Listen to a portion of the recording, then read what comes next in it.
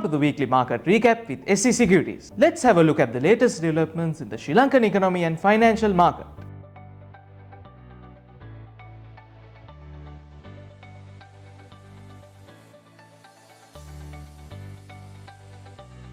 Sri Lanka's Finance Ministry expressed confidence in achieving a debt-to-GDP ratio well below the IMF's target of 95% by 2032, supported by economical and currency overperformance. The current debt-to-GDP ratio has already declined below levels anticipated during the IMF program review. Negotiations with bondholders yielded significant benefits, including nominal debt haircut of 16% and a net present value haircut of 33% at an 11% discount rate. Furthermore, a 4.5% GDP cap on foreign currency debt service ensures debt sustainability by limiting foreign debt exposure.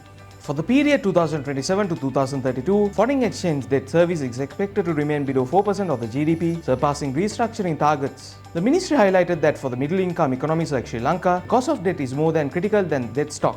Drawing comparisons, it noted Japan's debt sustainability despite its high debt-to-GDP ratio due to its low debt servicing costs. These facts emphasize Sri Lanka's strategy to prioritize debt affordability over absolute debt levels, reflecting optimism for investors regarding economic recovery and fiscal stability.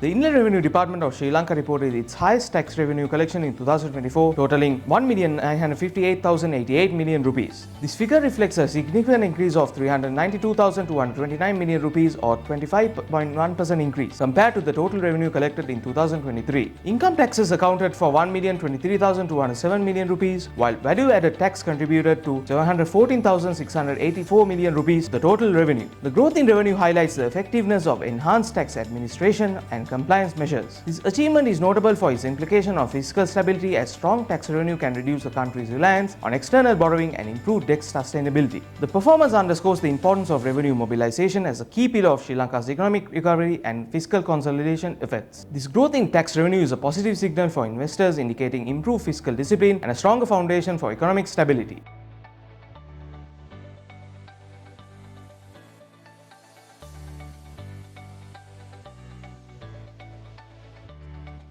Sri Lanka is targeting 3 million tourist arrivals and $5 billion in tourism revenue by 2025, following a steady recovery from economic challenges. For 2024, the country projects 2.1 million visitors and has already recorded $2.8 billion in revenue for January-November, compared to $1.8 billion in the same period of 2023. The Sri Lanka Tourism Development Authority, led by Chairperson Buddhika Hewawasam, is implementing reforms, including the establishment of a National Tourism Commission, consolidate state agencies, and a Tourism Policy Formulation Council for strategic guidance. Infrastructure improvements, simplified visa processes, and international collaborations such as developing a direct air route with Japan are central to these efforts. Key markets driving growth include India, Russia, the UK, Germany, and China. The country's rich cultural heritage, vibrant festivals, and historical landmarks remain central to its appeal. Sustainability is also a core focus, ensuring long-term viability for the sector. These initiatives position tourism as a vital contributor to Sri Lanka's foreign exchange earnings and economic stability, making it a key area for investor attention.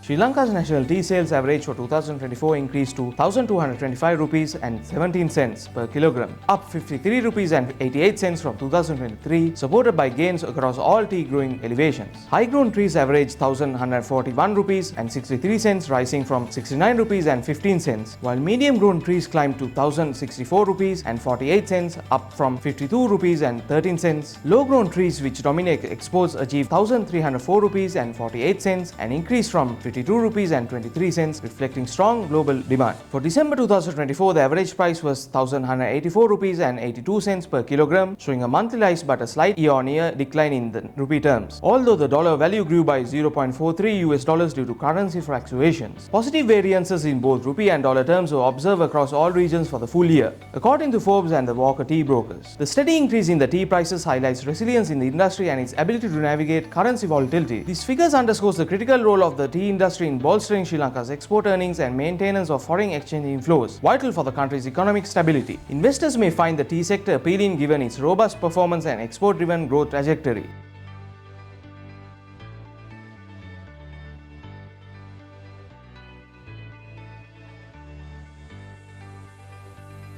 Sri Lanka's automotive assembly and component manufacturing sector aims to increase export revenue to $800 million to $2 billion over the next 5 years, up from the current $5 to $10 million. The industry employs over 5,000 skilled workers directly and supports 10,000 indirect jobs, fostering human capital development and livelihoods. With over 17 operation assembly plants and 17 additional investors preparing to enter the market, the sector is positioned for robust growth. By reducing reliance on imported completely built units during the temporary import suspension, the industry preserved foreign exchange reserves, demonstrated its strategic importance. Global automotive giants such as Hyundai, Mahindra and Tata have established operations reflecting confidence in the sector's potential. Government incentives a developing supply chain infrastructure, and Sri Lanka's geographical advantage provides a strong foundation for growth, drawing parallels with automotive hubs like Thailand and Malaysia. Industry stakeholders advocate for a competitive tax structure favoring local assembly to sustain growth, attract investments and secure long-term viability. This sector is becoming a key contributor to Sri Lanka's economy, offering opportunities for investors as it drives innovation, exports and employment.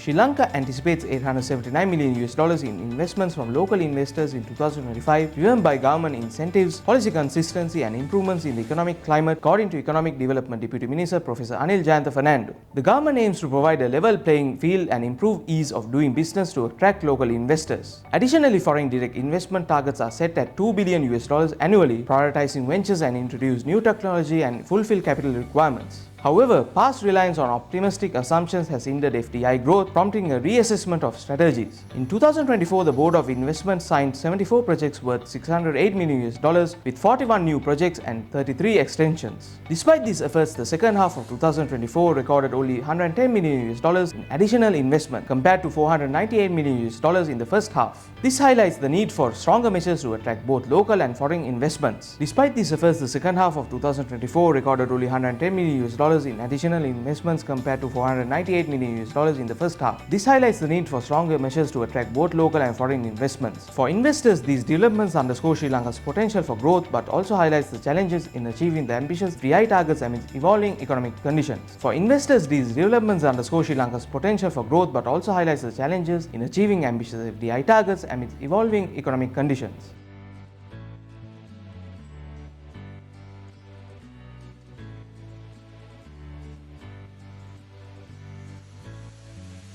Sri Lanka's central bank is working closely with financial institutions to reduce high interest rates on credit facilities for micro, small and medium-sized enterprises, acknowledging the excessive burden despite declining market lending rates. The bank anticipates a continued economic recovery in the 2025, supported by accommodative monetary policy and improving business sentiment. A temporary deflation period is expected in early 2025, providing some relief to the public by lowering the cost of living, with the inflation projected to stabilize at 5% later in the year. The central bank has already set a new policy rate of 8%, aiming to stimulate private sector credit growth and financial stability. To adapt to the low interest environment, the financial industry is encouraged to introduce innovative saving products, especially to cater to the aging population and ensure long-term financial security. Sri Lanka's real GDP grew by 5% in 2024, surpassing expectations and signaling a robust recovery after the financial crisis, bolstered by the IMF program and debt restructuring efforts. As the country continues to strengthen its monetary policies and banking sector, investors can anticipate a more conducive environment for business and private sector expansion.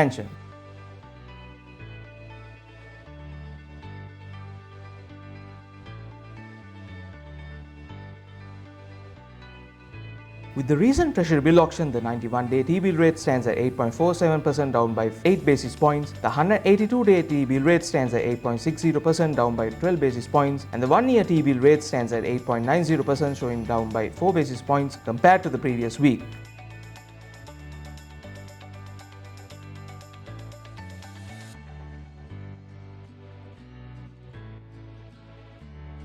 Let's have a look at this week's Colombo Stock Exchange market status.